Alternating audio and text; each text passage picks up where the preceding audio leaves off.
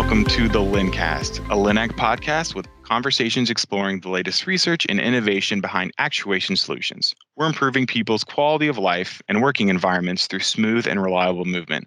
My name is Gabe Duverge, and today I'm very excited to be joined by Dr. Mark Benden, the department head and associate professor, as well as the director of the Ergo Center at Texas A&M University, and Martha Parker, the project manager and ergonomist at Texas A&M Ergo Center.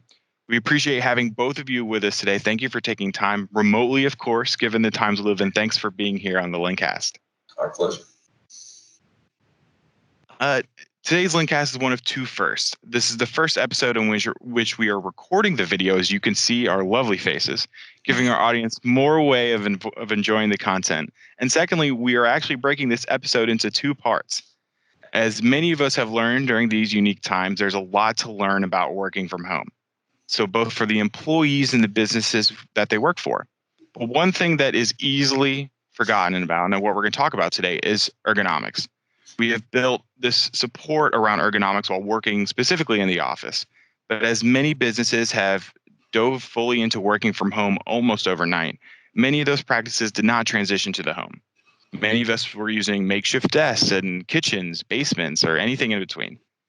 However, there's a lot that we've learned in recent years about the benefit and challenges of working both at the office and at the home. So today, I'm very lucky to have these two experts in the field who bring a wealth of knowledge to the topic. Now, to make sure we are covering as much of this as possible, we are going to break it into two parts, and this is episode 1. Here we'll learn we'll cover the learnings and the grouping of immense remote and traditional work studies that the Ergo Center recently completed. And in part 2, we'll be looking specifically at how we can bring ergonomics back to the home. So let's jump right into the study I mentioned. It's my understanding, Dr. Benden and Ms. Parker, that several of these studies were the first of their kind.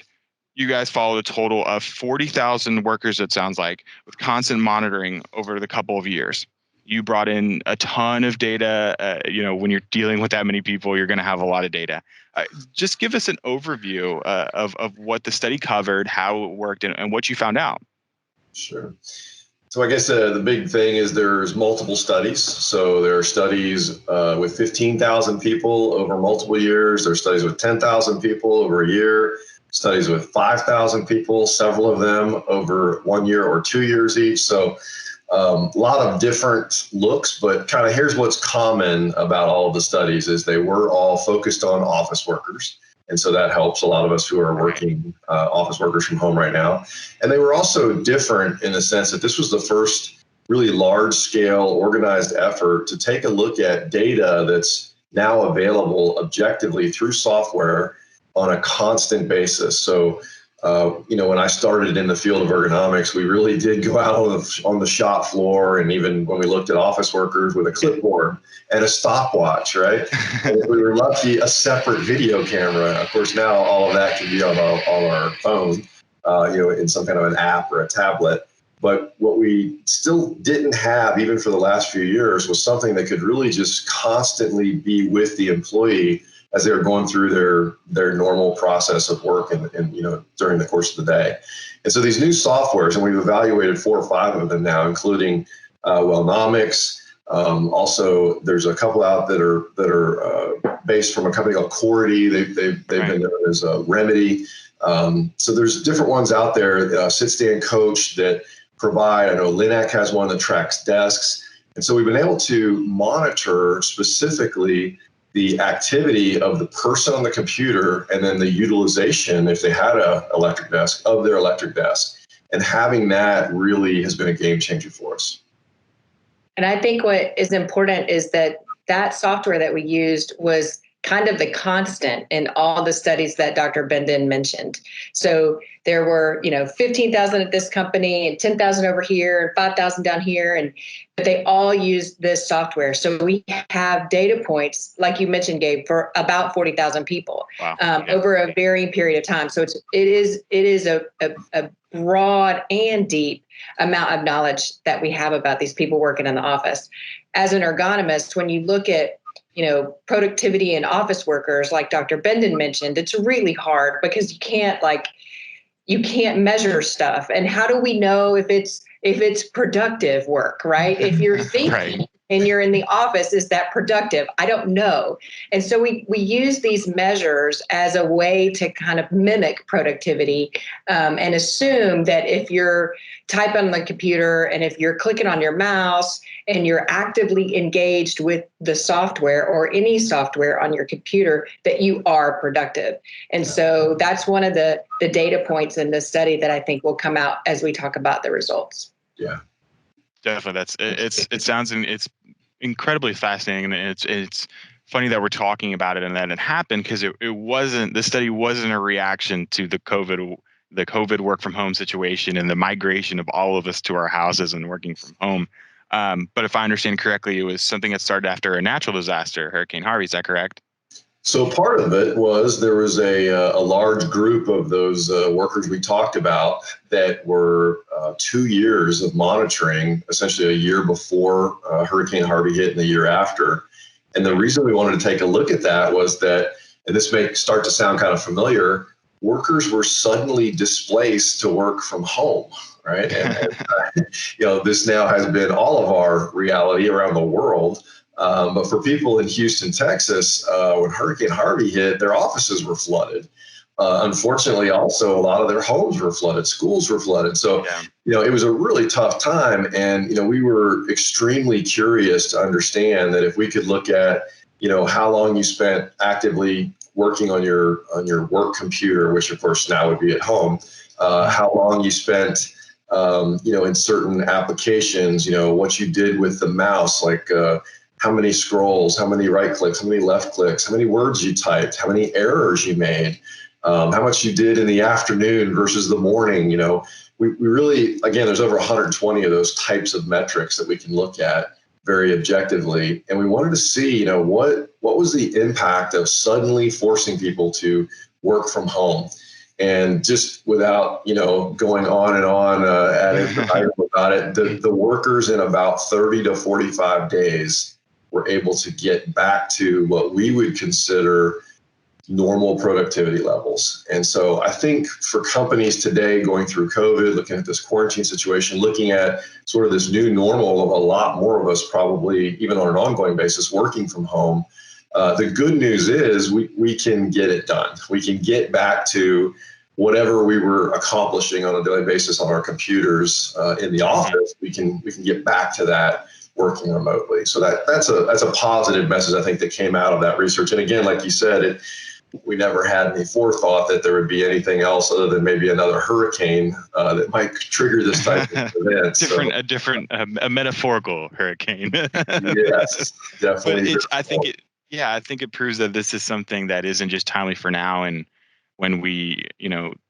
revert to a normal closer to the original normal that we had, but it's anytime in the future. And I think when companies or cities or countries are going to be affected by any kind of disasters or similar situations. Were there any other key findings from the study that kind of might be reflective of the state that we're in?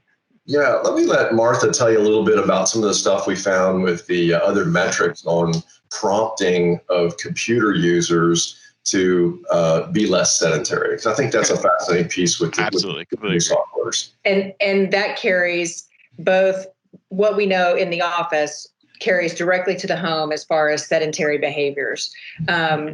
One thing I will mention about that Hurricane Harvey study is that those folks did not get to go back to the office for 2 years. Wow. And so they worked from home or worked remotely for 2 years. And like Dr. Benden said, after about 45 days, they were back up to their kind of regular level of productivity.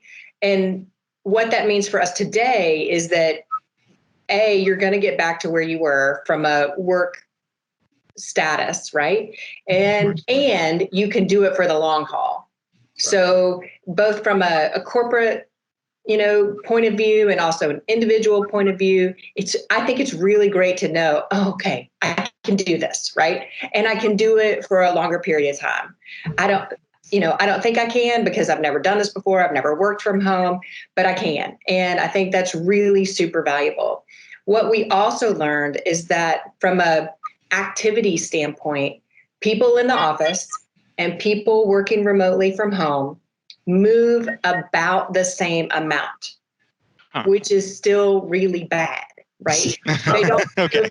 they don't do a lot, right? We think, oh yeah, I'm going to be way more active at home because I'm going to walk the dog, or I'm going to, go outside and I'm going to do all the stuff. And no, And so our hypothesis was one of two things. It's definitely going to be different, right? People working remotely are going to be either way more active or way less active than their counterparts in the traditional office.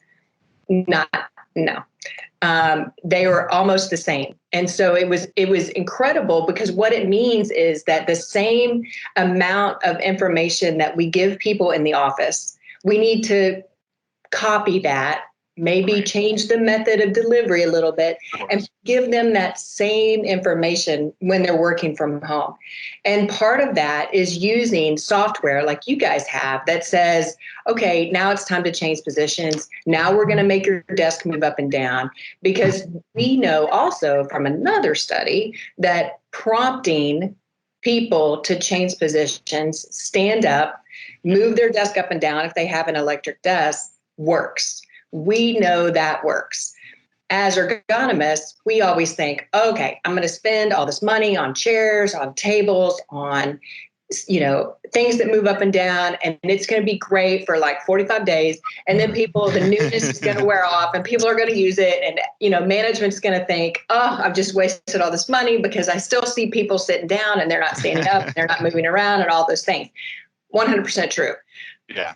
Except if you tell them with a piece of software, now it's time to get up. Now it's time to get up. Yeah. So we know that works. We know that works in the office. And because of the studies that we've done that compare the office and the remote environment, we know that prompting at home will work too. Yeah, the other piece, I think, probably for the traditional versus remote office that was surprising, and I love it when I have a brilliant hypothesis that turns out to be completely wrong. So I was completely wrong on the physical activity, and I some people have accidentally called me an expert in that. So that just tells you about experts. So I was wrong that the people, like Martha said, were moving about the same amount, not enough. But what was different, and I did see this one coming, was the air quality. And so the indoor air quality for the people working in the home was not as good as the indoor air quality of the people working in large commercial spaces. And so there's a number of different reasons for that. One is that in the commercial spaces, you can program or set the amount of fresh air that you bring in. And by the way, this is a really important topic right now with COVID. Fresh air is, outside air. If you've seen any of the recent studies, one came out last week that you're 20 times less likely to contract COVID outdoors than indoors. And when you are indoors, the amount of circulation, the amount that, how many times the air in the room exchanges per hour, it's very important. And then, of course, the amount of fresh air makeup. So you can have a home that's typically sealed up, especially here in Texas during the summer when it's 150. You can have the home sealed up really well, and you just recirculate that cool air, so you don't have to spend as much cooling the air. You keep the cool air that you've already cooled inside. Of course. That works great for electric bill. It's not good for our health. So all of the allergens, all of the pollutants, the volatile organic compounds, from cooking and candles and stoves and pets and carpets, that stuff just keeps recirculating. So we would rather not have that be the scenario. And then, of course, we also have in the homes, typically you don't bring in fresh air unless someone comes in or out through a door, or somebody purposely cracks a window, that type of thing. You just don't get a lot of fresh air coming in. Whereas in the commercial spaces, you plan for that. And it's been great with COVID in the commercial spaces, like here on campus, with buildings where we're going to have class, with dorm rooms, having commercial equipment, because we can go ahead and increase the exchanges per hour, and we can bring in more fresh air. Now, it will cost, again, a little more, but wow, what a difference in indoor air quality. So I think we'll see more research on this moving forward. I think you'll see some cottage industries grow as more is learned, and as the numbers continue to increase for people who not only are working home now, who will continue to work from home in some extent in the future. So Dr. Benden, are you telling us that like people with rotting window stripping on their windows and on the bottoms of their doors, that it's good? Actually, it's good. Maybe in better shape. Now, it depends.